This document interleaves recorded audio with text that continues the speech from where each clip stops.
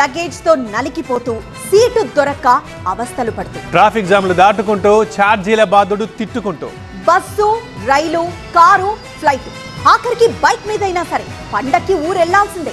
సొంతూరు అంటేనే ఓ వైబ్రేషన్, సొంత వాళ్ళంటే ఓ ఎమోషన్. భోగి మంటలు వేయాలి, పిండి వంటలు తినాలి, కోడి పందాలు చూడాలి, అస్సలు తగ్గేదేలే. అంతే, సంక్రాంతికి సొంత ఊరి బాట పట్టిన వాళ్ళతో ఎక్కడ చూసినా ఒక్కటే రష్ కనిపిస్తోంది. మొన్న రాత్రి నుంచి ఈ ప్రయాణాలు నాన్ స్టాప్ గా సాగుతూనే ఉన్నాయి. పొలోమని జనం వెళ్తుంటే రోడ్లన్నీ కిక్కిరిసిపోతున్నాయి. బస్సులు రైళ్లు ఫుల్ అయ్యాయి. ఈ సంక్రాంతి సందడి ఎలా ఉందో ఒకసారి చూద్దాం. 2 రోజులుగా సంక్రాంతి రష్ కొనసాగుతోంది. హైదరాబాద్ నుంచి పల్లెబాటి పట్టారు జనం. నగరం నుంచి ఏపీకి భారీగా జనం ఊళ్ళకి వెళ్తున్నారు. అర్ధరాత్రి వరకు నగరంలో భారీగా ట్రాఫిక్ జామ్ కనిపిస్తోంది. కూకట్పల్లి నుంచి ఎల్బీ నగర్ వరకు ఫుల్ ట్రాఫిక్ కనిపిస్తోంది.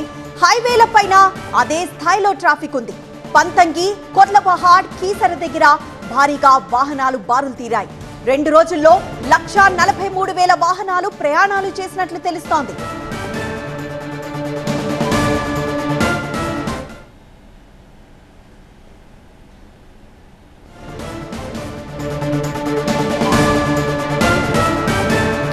ప్రస్తుతం మనం హైవే పైన టోల్ ప్లాజాల దగ్గర ఎలా రష్ ఉందో మనం చూస్తున్నాం. మరోవైపు ఇది బస్ స్టాండ్ లో కూడా అదే పరిస్థితి కనబడుతోంది.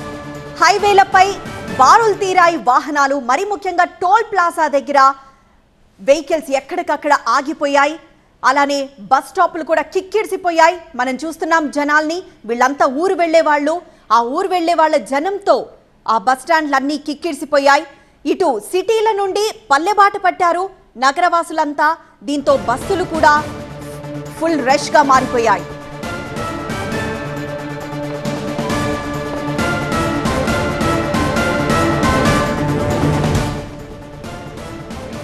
ఏపీలోని బస్టాండ్లు, రైల్వే స్టేషన్లలో భారీగా జనం కనిపిస్తున్నారు. విజయవాడ బస్టాండ్ అయితే కిక్కిరిసిపోయింది. సొంతూర్లకు వెళ్లేందుకు క్యూ కట్టారు ప్రయాణికులు. సిటీ నుంచి విలేజ్ బస్సుల కోసం వెయిట్ చేస్తున్నారు. అటు వైజాగ్ రైల్వే స్టేషన్లోనూ ఫుల్ రష్ కనిపిస్తోంది. వివిధ ప్రాంతాలకు వెళ్లే రైళ్ల కోసం ఎదురు చూస్తున్నారు జనం. స్పెషల్ బస్సులు, ట్రైన్లలో కూడా కిక్కిరిసిపోయేంత ప్రయాణికులు కనిపిస్తున్నారు. ఇలా 2 రాష్ట్రాల్లో ఎక్కడ ప్రధాన నగరాల బస్టాండ్లు, రైల్వే స్టేషన్లు చూసినా ఒకే సీన్ కనిపిస్తోంది.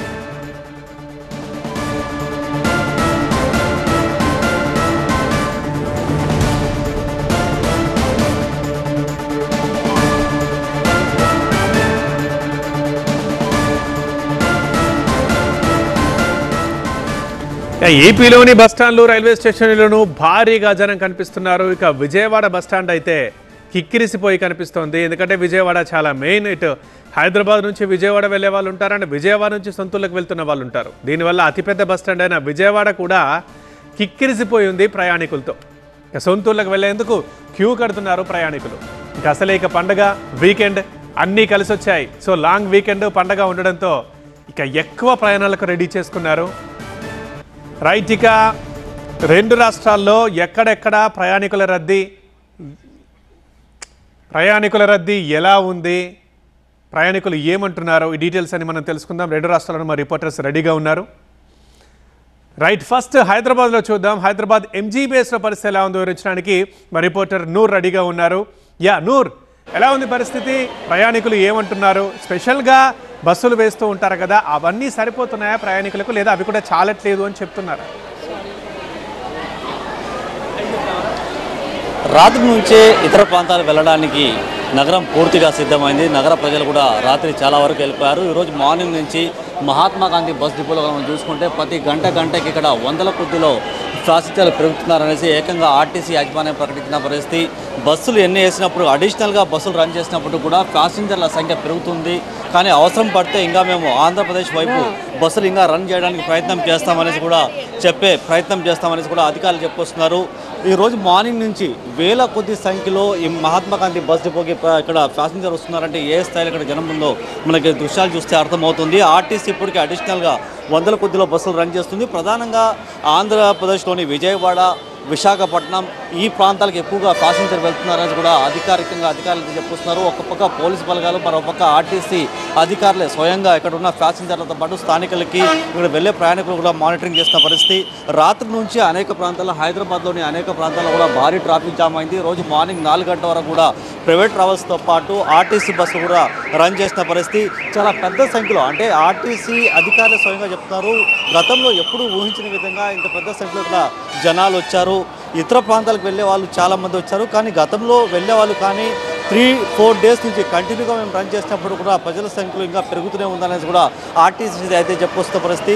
హైదరాబాద్ నుండి వెళ్లే ప్రతి బస్సు ఎల్బీ నగర్ నుండి వెళ్ళాలి. అంటే పికప్ పాయింట్స్ ఇక్కడ హైదరాబాద్ లో ఏ ప్రాంతాల్లో ఉన్న మెయిన్ స్ట్రీమింగ్ ఆఫ్ బస్సెస్ మనకి ఎల్బీ నగర్ నుండి ఉంటాయి. మరి ఎల్బీ నగర్ లో రష్ ఎలా ఉందో మా ప్రతినిధి శ్రీధర్ అందిస్తారు. శ్రీధర్, ప్రస్తుతం అక్కడ సిచ్యువేషన్ ఏంటి? బస్సెస్ డే టైం కూడా అక్కడ రష్ చాలా ఎక్కువగానే కనిపిస్తున్నట్లు తెలుస్తోంది. సో అక్కడ వెళ్లే ప్రయాణికులు కిక్కిరిసిపోయారా? బస్సెస్ ఎలా, స్ట్రీమింగ్ ఎలా ఉంది?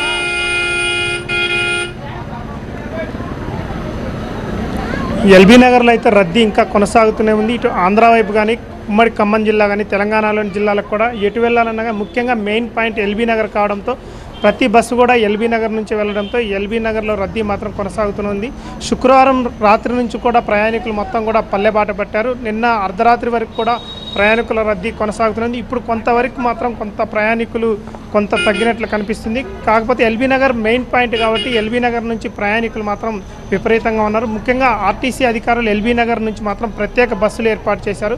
మెయిన్ ఎల్బీ నగర్ పాయింట్ నుంచి ప్రత్యేక బస్సులను ఇటు ఆంధ్ర వైపు కానీ, మన తెలంగాణలోని ఇటు ఖమ్మం జిల్లా మెయిన్ ఖమ్మం, విజయవాడ వైపు నుంచి ఇక్కడ పాయింట్ నుంచి వెళ్తాయి కాబట్టి దానికి మెయిన్ ఎల్బీ నగర్ నుంచే ఇక్కడ నుంచి స్పెషల్ బస్సులు ఏర్పాటు చేయడంతో మన సిటీలో ఉన్నటువంటి ప్రయాణికులందరూ కూడా ముఖ్యంగా ఎల్బీ నగర్ పాయింట్కి వచ్చి ఎల్బీ నగర్ నుంచి ఇక్కడ బస్సులు ఎక్కే ప్రయత్నం చేస్తున్నారు. దాంతోపాటు సిటీ నుంచి ఇక్కడికి ఎల్బీ నగర్ రావడానికి కూడా ప్రయాణికులు కొంత ఇబ్బంది పడాల్సిన పరిస్థితి ఏర్పడుతుంది. అంటే సిటీలో ఉన్నటువంటి దూర ప్రాంతాల నుంచి ట్రాఫిక్ విపరీతంగా ఉండడంతో అక్కడి నుంచి ఇటు ఎల్బీ నగర్ వరకు జర్నీ చేయాల్సిన పరిస్థితి ఏర్పడడంతో ప్రయాణికులు కొంత ఇబ్బంది పడే పరిస్థితి ఏర్పడింది. కానీ ఆర్టీసీ అధికారులు మాత్రం తెలంగాణలోని వివిధ ప్రాంతాలతో పాటు ఆంధ్రాకు కూడా ప్రత్యేకంగా 6000 స్పెషల్ బస్సులు వేసాము. ఎవరు కూడా ప్రైవేట్ బస్సుల్లో వెళ్ళొద్దు, ముఖ్యంగా మన ఆర్టీసీ బస్సులను ప్రయాణం చేయండి అంటున్నారు. కానీ ప్రయాణికులు మాత్రం దాదాపుగా ఆర్టీసీ వారు కూడా 50% ఛార్జీ ఎక్స్ట్రా తీసుకుంటున్నారు. ప్రైవేట్ బస్సులతో పాటు సమానంగా ఆర్టీసీ అధికారులు కూడా ఛార్జీ తీసుకుంటున్నారన్న కొంత అసహనం మాత్రం వ్యక్తం చేస్తున్నారు. విజయవాడ వెళ్దాం. హైదరాబాద్ నుంచి ఏపీకి ఎక్కడికి వెళ్ళినా కానీ మ్యాక్సిమం విజయవాడ నుంచే వెళ్ళాలి. సో అది కూడా అతిపెద్ద బస్ స్టాండ్. అక్కడ వచ్చే వాళ్ళతో అండ్ విజయవాడ నుంచి పోయే వాళ్ళతో చాలా బిజీగా ఉంటుంది. సో ఎలా ఉందో మా ప్రతినిధి శివకుమార్ వివరించడానికి లైవ్లో అందుబాటులో ఉన్నారు.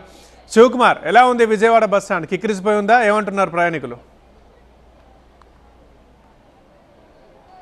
సంక్రాంతికి సొంత ఊళ్ళు వెళ్ళేటువంటి ప్రయాణికులతో విజయవాడ బస్ స్టాండ్ గత 2 రోజులుగా అయితే కిక్కిరిసిపోయిందని చెప్పుకోవచ్చు. ప్రస్తుతం ఇక్కడ ఉన్నటువంటి క్రౌడ్ను కూడా చూడొచ్చు. 2 రోజుల నుంచి కూడా ఇదే విధంగా క్రౌడ్ కొనసాగుతూ ఉంది. టికెట్ల కోసం ఒకవైపు కౌంటర్ల దగ్గర అయితే క్యూ లైన్ కడుతూ ఉన్నారు. బస్సుల కోసం అయితే ఎగబడుతూ ఉన్నటువంటి పరిస్థితులు కూడా కనపడుతూ ఉన్నాయి. ప్రస్తుతం మనం విజువల్స్లో కూడా చూస్తూ ఉన్నాం. ఇటు హైదరాబాదు, బెంగళూరు, చెన్నై నుంచి విజయవాడ చేరుకున్నటువంటి ప్రయాణికులు ఇక్కడి నుంచి వాళ్ళ యొక్క స్వగ్రామాలకు వెళ్లేందుకైతే బస్సుల కోసం అయితే క్యూ కడుతూ ఉన్నటువంటి పరిస్థితి. 2 రోజులుగా కూడా ఇదే విధంగా రద్దీ కొనసాగుతూ ఉన్నటువంటి పరిస్థితి కూడా ఇక్కడ కొనసాగుతూ ఉన్నటువంటి పరిస్థితి.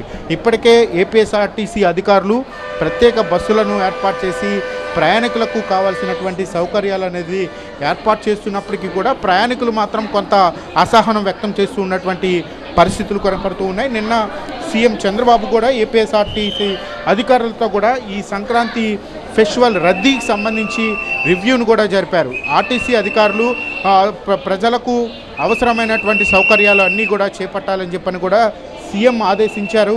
స్కూళ్ళ బస్సులను కూడా ప్రయాణికులకు వినియోగించుకోవచ్చు అని చెప్పని సీఎం ఆదేశించిన నేపథ్యంలో ఏపీఎస్ఆర్టీసీ అధికారులు కూడా దానికి తగిన ఏర్పాట్లు కూడా చేసినట్లుగా అయితే ప్రస్తుతం ఏపీఎస్ఆర్టీసీ అధికారులు చెప్తూ ఉన్నారు. ప్రస్తుతం ప్రత్యేక బస్సుల ద్వారా వాళ్ళ యొక్క గమ్యస్థానాలకు చేర్చే విధంగా అయితే ఆర్టీసీ అధికారులు అన్ని ఏర్పాట్లు చేపట్టారు. కొంత ప్రయాణికులు కొంత ఇబ్బందులు పడుతున్నామని చెప్పని కూడా ప్రయాణికులు చెప్తూ ఉన్నటువంటి పరిస్థితులు కనపడుతున్నాయి. ఎక్కువ మంది ఇటు పశ్చిమ గోదావరి, తూర్పుగోదావరి జిల్లాలకు ఎక్కువగా వెళ్తూ ఉన్నారు విజయవాడ నుంచి. ప్రస్తుతం ఇక్కడ టికెట్ కౌంటర్ల వద్ద క్యూ లైన్లు ఏ విధంగా కనపడుతున్నాయో ప్రస్తుతం మనం విజువల్స్లో కూడా చూడొచ్చు. ఎక్కడ ఏ కౌంటర్ దగ్గర చూసినా కానీ భారీ క్యూ లైన్ అయితే కనపడుతుంది. చెన్నై, హైదరాబాద్ నుంచి అయితే పెద్ద సంఖ్యలో ఇక్కడికి తరలి వస్తూ ఉన్నారు. ప్రస్తుతం ఇక్కడ కొంతమంది మహిళలు కూడా ఉన్నారు, వారితో మాట్లాడించే ప్రయత్నం కూడా చేద్దాం. ఎక్కడికి వెళ్తున్నారమ్మా? తణుకండి. ఎలా ఉంది, టికెట్లు దొరుకుతున్నాయా? అసలు ఇక్కడ ఎలా ఉంది రద్దీ? దొరకట్లేదు. 1 అవర్ నుంచి వెయిట్ చేస్తున్నాను. డైరెక్ట్ తణుకు వెళ్ళొచ్చు, కానీ ఏలూరు నాన్ స్టాప్ ఎక్కి అక్కడి నుంచి మళ్ళీ తణుకు వెళ్ళాలి. ఇంకా అలా అయితే ఈజీ అవుతుంది కదా, ప్లేస్ కూర్చోడానికి ఉంటుంది, చిన్నపిల్లలతో ఉన్నాం కదా అని.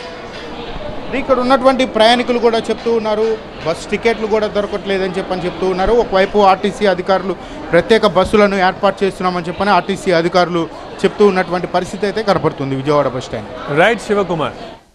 రైట్, ఒకసారి వైజాగ్ వెళ్దాం. వైజాగ్ లో రైల్వే స్టేషన్లు కిక్కిడిసిపోయి కనపడుతున్నాయి. ఎన్ని ప్రత్యేక ట్రైన్స్ వేసినా సరే మొత్తం అక్కడి ప్రయాణికులతో కిక్కిడిసిపోయి కనిపిస్తోంది. సో వైజాగ్ రైల్వే స్టేషన్ దగ్గర సిచ్యువేషన్ ఏంటి, మా ప్రతినిధి ఖాజా అందిస్తారు లైవ్ ద్వారా.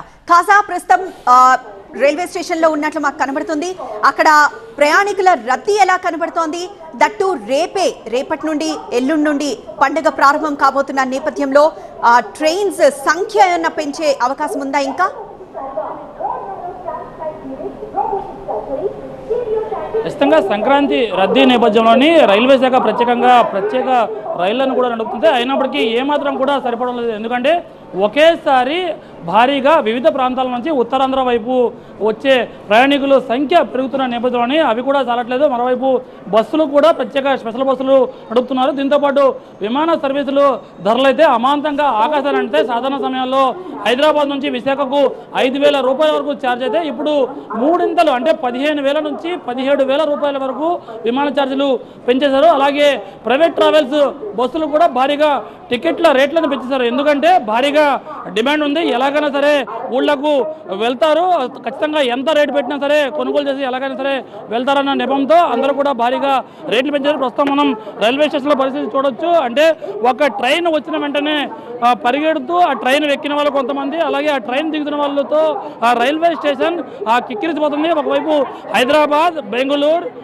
తో పాటు చెన్నై నుంచి భారీగా విశాఖ వైపు జనాలు వస్తూ ఉన్నారు. సంక్రాంతికి నిన్న నుంచి ఈ రద్దీ మొదలైంది. ఈరోజు మరింత అమాంతంగా పెరిగిపోయింది. ఎన్ని రైళ్లు వేసినా సరే ఈ డిమాండ్కు తగ్గ ఈ రద్దీకి సంబంధించి ఈ రైళ్లు సరిపోవడం లేదు. ఒకవైపు బస్సులు, ఒకవైపు రైళ్లు, మరోవైపు విమానాలు. ఎక్కడ చూసినా సరే ఇదే పరిస్థితి. మీరు ఎక్కడి నుంచి వచ్చారమ్మా? మేము హైదరాబాద్ నుండి వచ్చామండి. 3 టికెట్లు కట్టుకొని వచ్చాము. ఇప్పుడు అసలు ఖాళీయే లేదు బండి అంతా.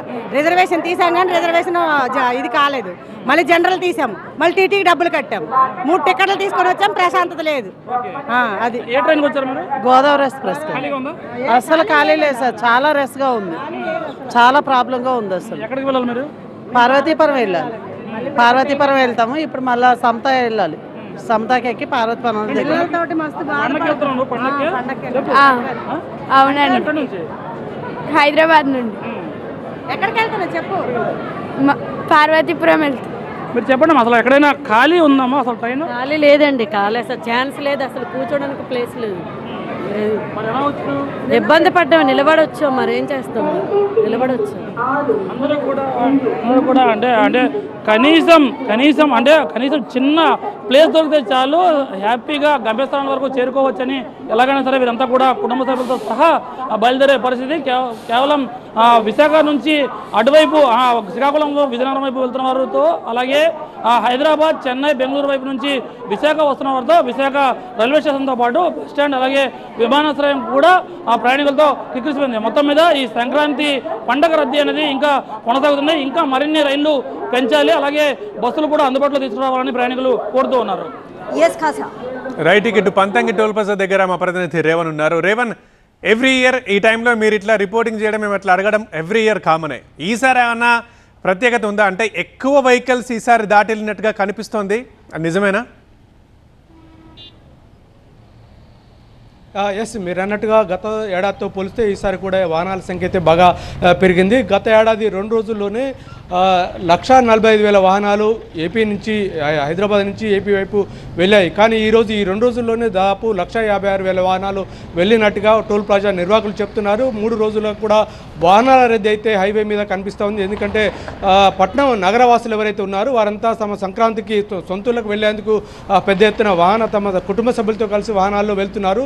దీంతో 3 రోజులుగా హైదరాబాద్ విజయవాడ జాతీయ రహదారి మొత్తం వాహనాలతో కిక్కిరిసిపోయింది. డెడ్ స్లోగా వెళ్తున్నటువంటి పరిస్థితి కనిపిస్తూ ఉంది. ఎందుకంటే హైదరాబాద్ విజయవాడ జాతీయ రహదారిపై ఉన్నటువంటి క్రాసింగ్ల సమయంలో కొంత ట్రాఫిక్ జామ్ అవుతుంది. అక్కడక్కడ పోలీసులు పెద్ద ఎత్తున ఏర్పాటు చేసినప్పుడు కూడా డెడ్ స్లోగా ముందుకు సాగుతున్న పరిస్థితి కనిపిస్తూ ఉంది. దీంతో నిన్న ఒక్కరోజే 77,000 వాహనాలు వెళ్ళాయంటే పరిస్థితిని అర్థం చేసుకోవచ్చు. ఈ రోజు కూడా భారీగా వాహనాల రద్దీ ఉంటే అవకాశం ఉందని చెప్పి ఇటు పోలీసు అధికారులు చెప్తున్నారు. పోలీసు అధికారులు కూడా ప్రత్యేకంగా నేషనల్ హైవే అథారిటీ సిబ్బంది అధికారులతో కోఆర్డినేట్ చేసుకుంటే అక్కడ కూడా ట్రాఫిక్ జామ్ కాకుండా చూస్తున్నారు. కానీ డెడ్ స్లోగా వెళ్తుంది. పంతంగి టోల్ ప్లాజా వద్ద 16 టోల్ బూతులు ఉండగా 12 టోల్ బూతులు పూర్తిగా అంటే విజయవాడ వైపు ఓపెన్ చేస్తారు. కేవలం 4 టోల్ బూతులు మాత్రమే హైదరాబాద్ వైపు ఓపెన్ చేస్తారు. అంటే మొత్తం పెద్ద ఎత్తున వాహనాలు అయితే పెద్ద ఎత్తున వెళ్తున్నాయి.